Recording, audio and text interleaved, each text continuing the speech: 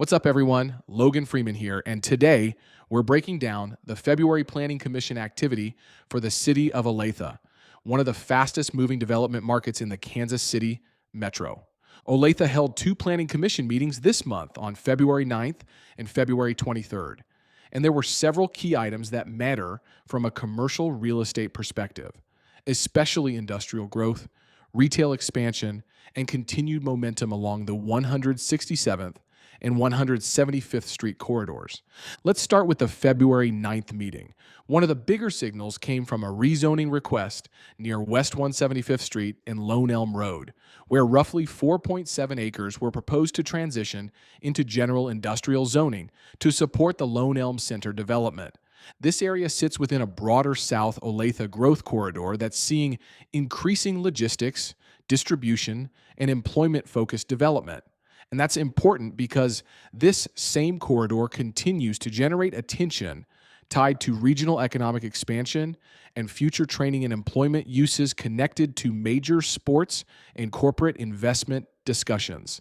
Industrial rezonings like this may look small on paper, but they often signal larger land assembly strategies and infrastructure positioning ahead of future growth. Also during that meeting, a final plat for Parkside Reserve moved forward near West 167th Street and South Merlin Road, adding 37 single-family lots across about 13 acres. Residential growth may not be direct commercial real estate, but rooftops drive retail demand, and continued expansion in this area reinforces why developers are targeting nearby commercial nodes and employment land. Now moving into the February 23rd meeting, where several major commercial real estate signals showed up. First, industrial development continues pushing forward with the Hedge Industrial Park North First Plat, located southeast of West 167th Street and South Hedge Lane. This 16.3-acre site is planned for a roughly 218,000 square foot warehouse and distribution facility within a general industrial district. That's a significant addition to Olathe's industrial pipeline and reinforces a trend we're seeing across Johnson County. Larger format logistics buildings moving south as land availability tightens closer to I-35 and I-435. Multifamily activity is also expanding with the Corporate Ridge Apartments, plat near Ridgeview Road and 106th Street. This 56-acre site allows for a 298-unit apartment development positioned near existing employment areas and transportation access.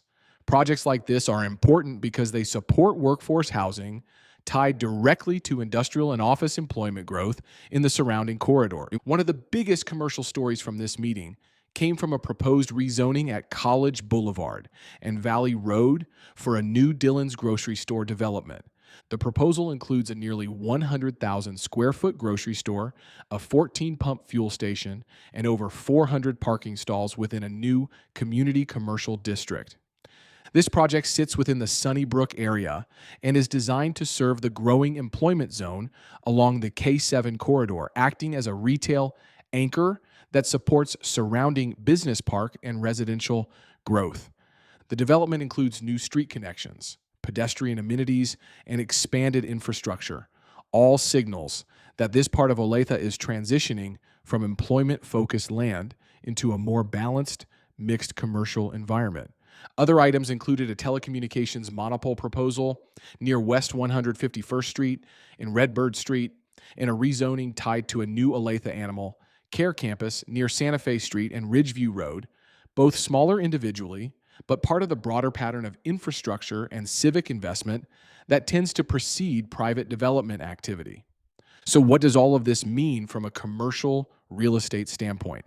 Industrial continues to lead the way, especially along the 167th and 175th Street corridors.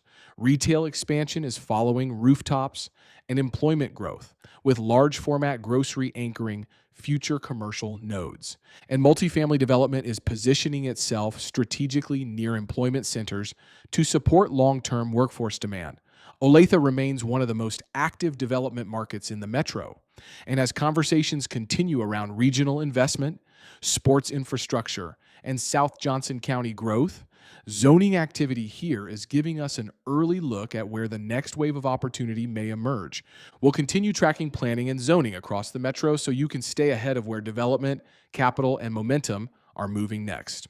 This is Logan Freeman with Midwest CRE Advisors, helping you stay ahead of where development, capital, and opportunity are moving across the Kansas City metro. We'll see you on the next episode.